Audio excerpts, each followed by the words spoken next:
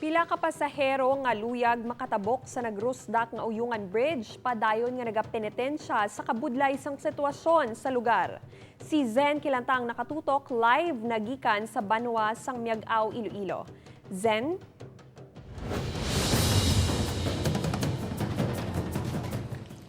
Kate, nagadali na mga residente sang San Joaquin, Iloilo kag Antique nga makayo ang Uyungan Bridge agud hindi na sila mabudlayan pa sa pagtabok sa Taytay. Nagabuligay sa pagtulod ang duha ka lalaki nga inis ang oxygen tank agud nga mapatabok sa Taytay sang Uyungan sa Miag-aw, Iloilo. Sino kay Christian nga taga San Joaquin, tuman kabudlay sang sitwasyon nila sa tion nga maubusan sang supply sang oxygen ang iya tiya. Delikado sa iya kung mawadaan sang oxygen. Muna mabudlay kung di matapos ang tulay ngayon. One way sa gihapon ang pagtabok sa Taytay. Ginahatagan prioridad ang mga produkto, pagkaon, bulong kag mga nagapanguna nga kinahanglanon. May wheelchair man para sa mga pasyente, senior citizens kag PWD.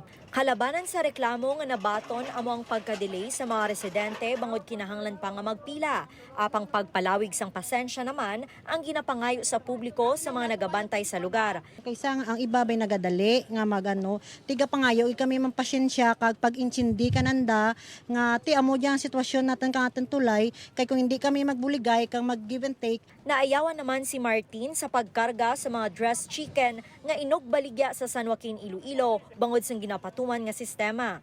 Bali iya dami ara wili sa danto dati. Ang isa no lat na namom lamti ang init dan. Ang ibang dan layo pa.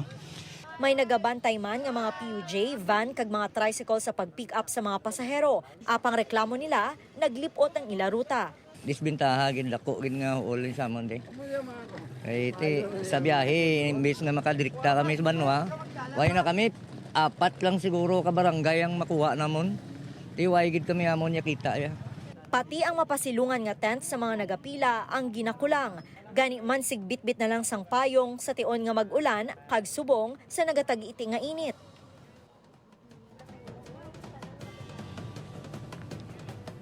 Kate, sa subong, gina-assemble na sang DPWH First Engineering Office ang Bailey Panel agod gilayon nga ma-install para maagyan sa mga salakyan. Samtang mayara madiri sang presensya sang kapulisan agod magbantay sang seguridad sa mga nagatabok sa Uyungan Bridge. Kate? Madamo nga salamat, Zen Kilantang.